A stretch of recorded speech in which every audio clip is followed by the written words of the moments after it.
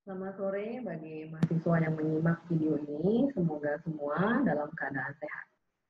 Kita berjumpa kembali pada kesempatan ini untuk mengulas mengenai chapter berikutnya pada mata kuliah kita. Paparan saya akan ditampilkan dalam PowerPoint berikut.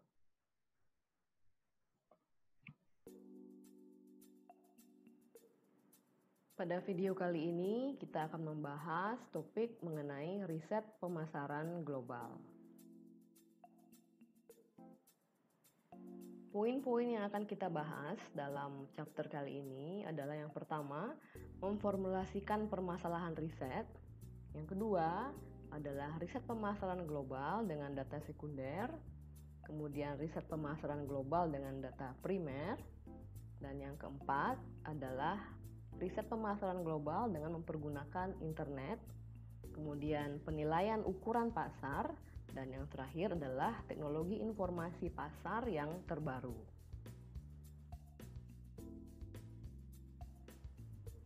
Berikut adalah fakta yang mengilustrasikan bagaimana pentingnya riset pemasaran sebelum memasuki pasar global.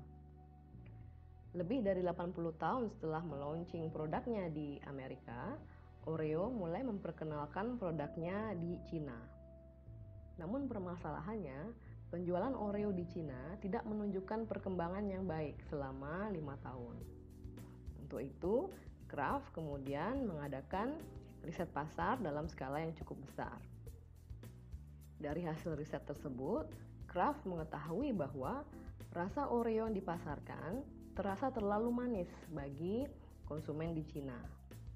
Temuan lainnya adalah satu paket Oreo yang berisi 14 biskuit yang dibanderol dengan harga 5 yuan terasa terlalu mahal bagi kebanyakan konsumen Cina. Periset Kraft juga menemukan bahwa penjualan cookies yang berbentuk wafer meningkat lebih cepat dibandingkan cookies yang berbentuk bulat. Dari hasil riset tersebut, Kraft kemudian meluncurkan paket Oreo yang lebih kecil yang dibanderol dengan harga hanya 2 yuan. Dan Kraft juga memperkenalkan versi baru Oreo, yaitu wafer yang berbentuk panjang yang berisi filling vanila dan krim coklat dan di-coating dengan coklat.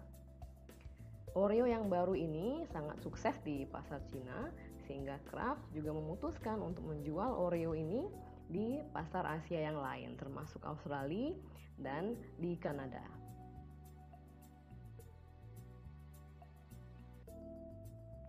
Kisah Kraft menunjukkan bagaimana besarnya manfaat dari riset pasar sebelum memasuki pasar asing. Melewatkan riset atau tidak melakukan riset dalam pengambilan keputusan pemasaran internasional sering menimbulkan kesalahan-kesalahan yang berbiaya besar. Salah satu contoh lain adalah saat Walmart pertama kali memasuki pasar Argentina, counter dagingnya menjual T-bone steak dan bukan menjual rib strip dan tail rumps yang disukai oleh konsumen Argentina. Kemudian counter perhiasannya menjual produk perhiasan dengan batu permata seperti emerald, safir, dan berlian, di mana konsumen wanita Argentina lebih menyukai mengenakan perhiasan emas dan juga perak.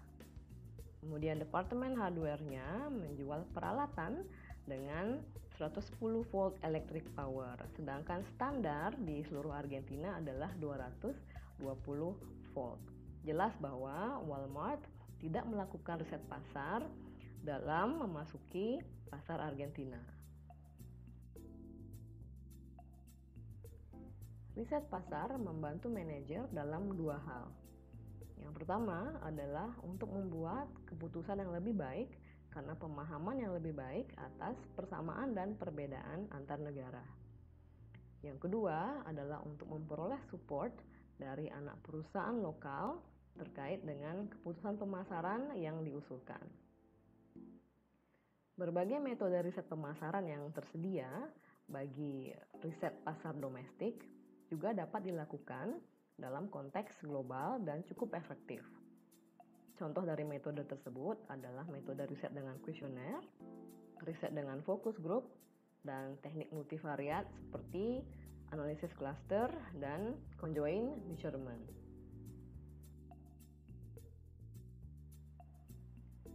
Langkah-langkah dalam melakukan riset pemasaran global adalah yang pertama, mendefinisikan permasalahan riset. Kemudian yang kedua, mengembangkan desain dari riset tersebut. Yang ketiga, menentukan kebutuhan informasi, kemudian mengumpulkan data sekunder atau data primer, kemudian menganalisis data tersebut dan menginterpretasikan hasilnya. Yang terakhir, melaporkan dan menyajikan temuan dari riset tersebut. Sejumlah tantangan yang dihadapi saat melakukan riset pemasaran global, yaitu yang pertama adalah kompleksitas dari desain riset karena adanya perbedaan lingkungan antar negara. Yang kedua, tidak tersedianya data sekunder atau data sekunder yang kurang akurat. Yang ketiga adalah waktu dan biaya yang diperlukan untuk mengumpulkan data primer. Kemudian yang keempat adalah bagaimana upaya koordinasi yang sulit dalam melakukan riset multi-country atau riset di beberapa negara sekaligus. Yang kelima adalah kesulitan untuk menghasilkan hasil riset yang comparable antar negara.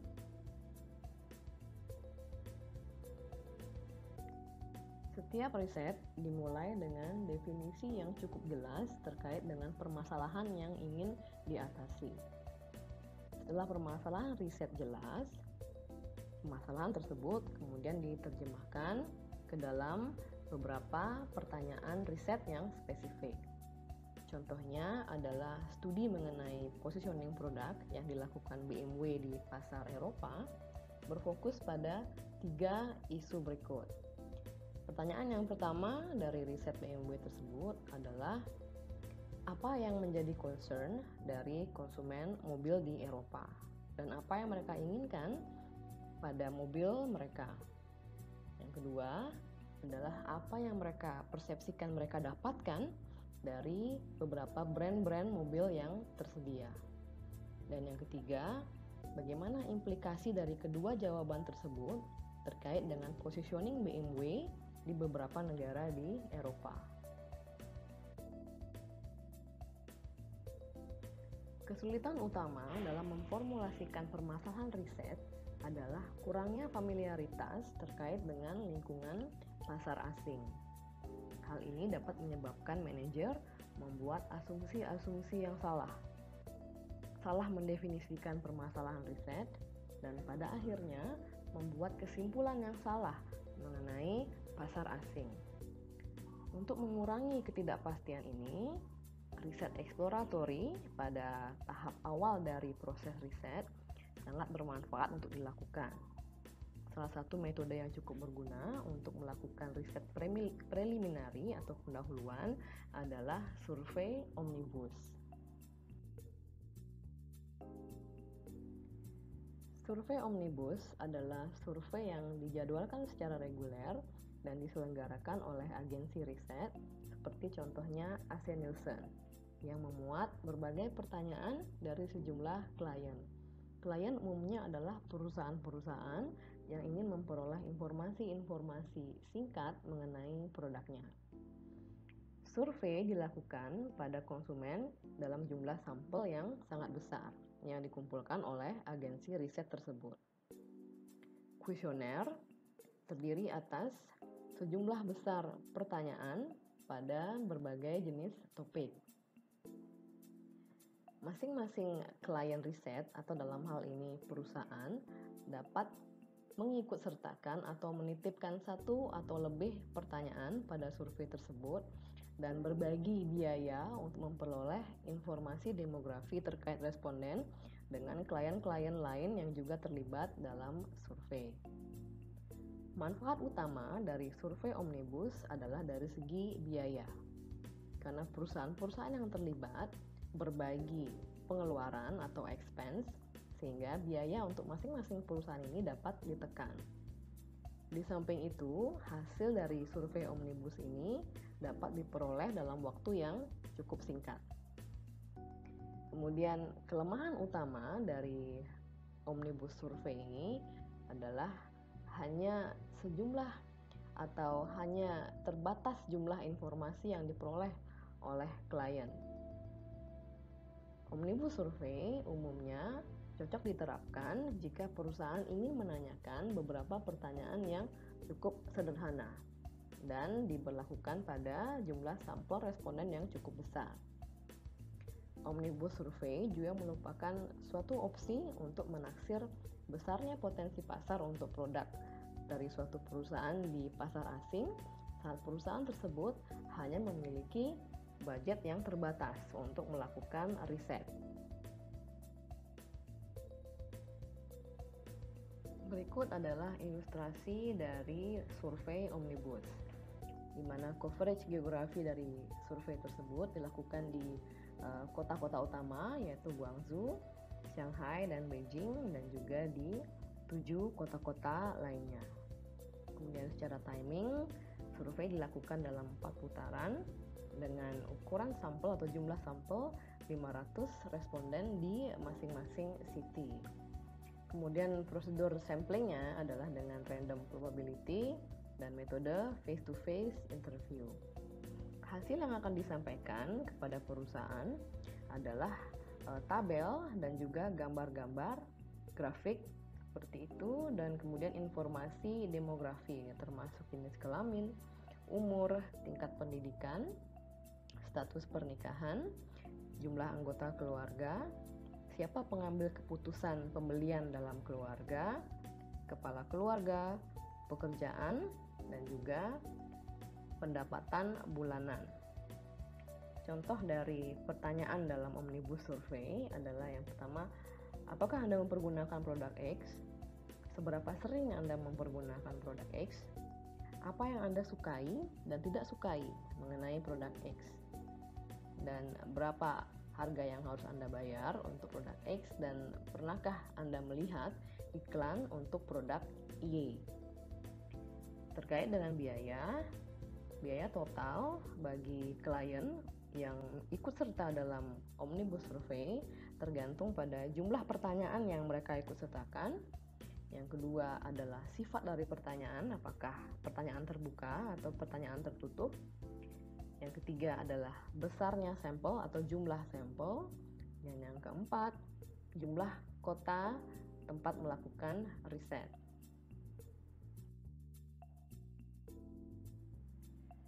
Kita masuk ke topik bahasan yang kedua, yaitu riset pemasaran global mempergunakan data sekunder. Sejumlah informasi yang sudah didokumentasikan dan sudah tersedia disebut dengan data sekunder. Sedangkan data primer adalah data yang tidak didokumentasikan dan belum tersedia, di mana informasi tersebut harus dikumpulkan dari sumbernya langsung yang bertujuan untuk memenuhi kebutuhan dari riset. Para periset umumnya akan mengeksplorasi data sekunder terlebih dahulu karena jenis informasi tersebut umumnya tidak membutuhkan biaya yang banyak dan waktu untuk mengumpulkannya dibandingkan dengan data primer. Berbagai sumber data primer dapat diperoleh dari hasil riset pemerintah yang dapat diunduh di website mereka atau riset-riset yang dilakukan oleh agen riset swasta yang juga dapat diperoleh melalui website mereka. Terdapat beberapa permasalahan terkait dengan penggunaan data sekunder. Yang pertama adalah akurasi data. Karena kurangnya pengetahuan dan sumber daya yang dimiliki, beberapa negara berkembang harus bergantung pada mekanisme yang agak primitif untuk mengumpulkan data. Statistik perdagangan internasional juga umumnya tidak mencantumkan aktivitas penyelundupan. Aktivitas penyelundupan tersebut di beberapa kasus justru lebih signifikan jumlahnya dibandingkan perdagangan yang tercatat atau legal. Permasalahan yang kedua adalah umur dari data tersebut. Informasi yang diinginkan mungkin saja tersedia, namun sudah kadaluarsa. Beberapa negara mengumpulkan informasi aktivitas ekonominya dalam frekuensi yang jauh lebih rendah dibandingkan dengan negara lainnya. Artinya mengumpulkan data tidak secara frekuentif. Kemudian permasalahan yang ketiga adalah reliabilitas atau kehandalan dari data tersebut. Sebagai contoh, otoritas pemerintah dapat saja menyesuaikan harga-harga dari kebutuhan pokok untuk mengukur inflasi sehingga menghasilkan angka yang lebih diinginkan atau menguntungkan. Salah satu contoh adalah Argentina. Pengambil kebijakan moneter di Argentina memperkenalkan indeks harga konsumen yang baru untuk memperbaiki atau membuat rate inflasi lebih baik. Menurut prosedur pengukuran inflasi yang baru tersebut, sebuah produk dapat dikeluarkan dari indeks saat harga produk tersebut naik begitu tajam, sehingga dengan mengeluarkan produk tersebut akan diperoleh rate inflasi yang cukup stabil.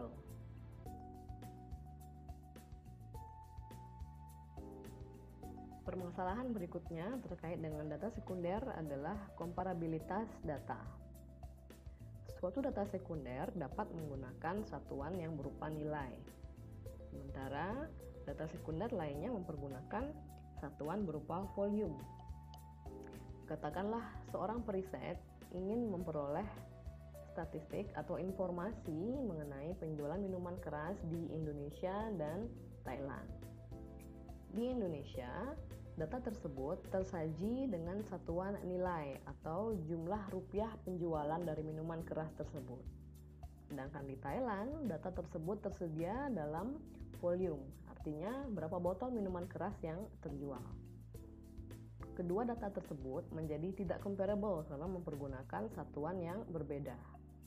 Untuk mendapatkan informasi yang lebih baik, satuan dari data tersebut harus disamakan terlebih dahulu.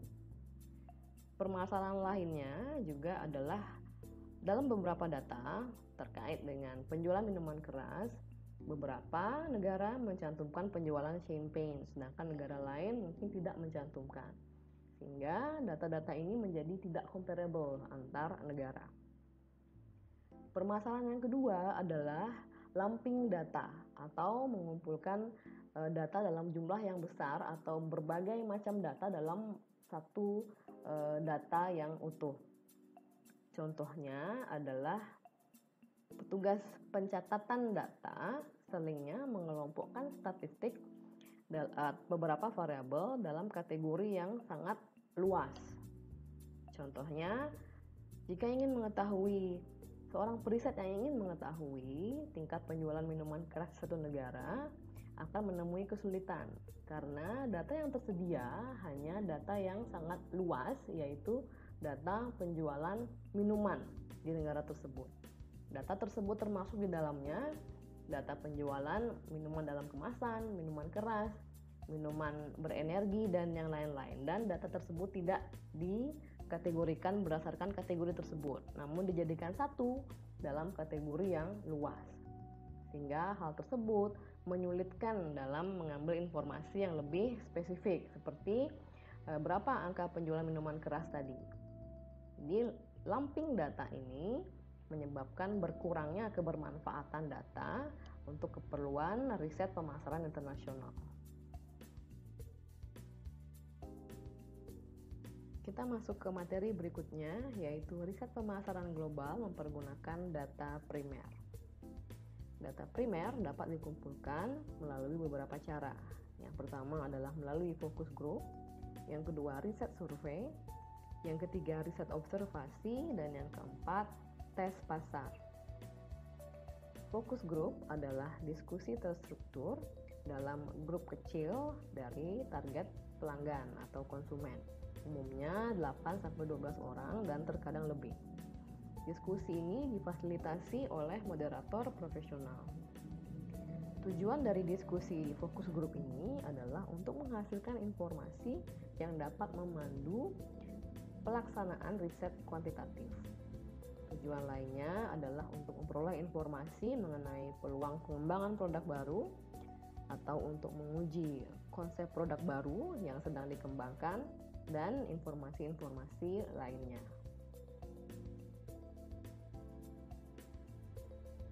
Kita bahas metode riset yang pertama, yaitu riset survei. Hal-hal yang perlu diperhatikan dalam melakukan riset survei yang pertama adalah desain kuesioner. mencakup diantaranya terjemahan. Terjemahan kuesioner yang baik di suatu negara sangat penting, karena dengan terjemahan yang baik, responden dapat memahami isi kuesioner tersebut dengan baik sehingga memberikan respon sesuai dengan yang diinginkan. Beberapa teknik untuk membuat terjemahan yang baik atau menghasilkan terjemahan yang baik adalah back translation yang sudah kita bahas sebelumnya dan parallel translation. Isu yang kedua adalah scalar equivalence. Perlu diperhatikan bahwa skor yang tinggi yang diberikan di satu negara tidak serta-merta berarti skor yang tinggi di tempat lain. Contohnya adalah masyarakat atau konsumen dari Amerika Latin, mereka cenderung menggunakan skala yang besar. Contohnya adalah responden yang kurang berminat atau kurang tertarik, kemungkinan masih akan memberikan nilai 7 sampai dengan 8 pada kuesioner. Di sisi lain, konsumen Asia cenderung bergravitasi pada skala di tengah-tengah. Isu berikutnya adalah pada beberapa negara, masyarakat memandang angka 1 sebagai angka yang menunjukkan nilai yang terbaik. Dan angka di ekstrem yang berikutnya atau di endpoint yang berikutnya adalah skala yang terendah. Sebaliknya, di negara yang berbeda, angka 1 dianggap buruk, mencerminkan nilai yang buruk, dan angka yang lebih besar mencerminkan nilai yang lebih baik. Sehingga periset perlu memperhatikan skala yang didesain di masing-masing negara dan perlu juga mencantumkan bahwa angka 1 itu menggambarkan nilai yang seperti apa, apakah sangat baik atau sangat buruk. Kemudian isu berikutnya adalah sangat penting untuk mengetes kuesioner sebelum disebarkan atau melakukan pretest. Pretest adalah satu-satunya cara untuk menemukan kesalahan pada kuesioner dan memperbaikinya, sehingga tidak berujung pada kesalahan-kesalahan yang akhirnya nanti akan memunculkan biaya yang besar.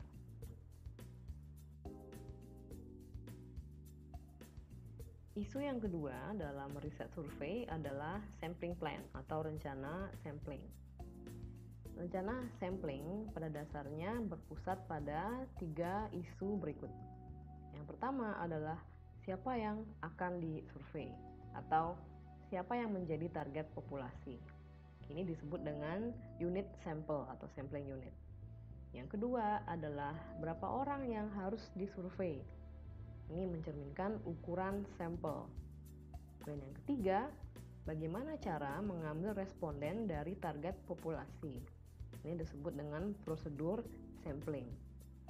Keputusan akan ketiga isu di atas akan ditentukan oleh kepentingan untuk menyeimbangkan antara biaya yang dibutuhkan, yang dikeluarkan, reliabilitas data, dan juga waktu yang dibutuhkan untuk melakukan survei. Isu ketiga dalam riset survei adalah metode kontak. Metode kontak yang umum digunakan adalah online, surat, telepon, dan interview. Beberapa faktor dapat menjelaskan mengapa sejumlah metode dapat efektif di sejumlah negara dan beberapa metode lainnya tidak efektif. Norma budaya sering membuat beberapa metode pengumpulan data menjadi tidak efektif. Contohnya, konsumen Jerman cenderung kurang menyukai interview telepon untuk melakukan survei dibandingkan dengan konsumen di negara-negara Eropa lainnya. Berikutnya adalah telepon yang dilakukan pada siang hari tidak akan efektif di Arab Saudi karena norma sosial mengharuskan bahwa istri tidak boleh merespon panggilan dari orang asing. Kemudian di banyak negara berkembang, kurang berkembangnya infrastruktur menjadi hambatan utama dalam melakukan riset pasar. Kurangnya layanan telepon di banyak negara berkembang menciptakan tantangan dalam melakukan survei melalui telepon. Mempergunakan internet untuk mengumpulkan data kuesioner juga dapat terhambat karena kurangnya infrastruktur internet atau kurangnya akses internet di negara berkembang atau rendahnya level literasi teknologi masyarakat setempat.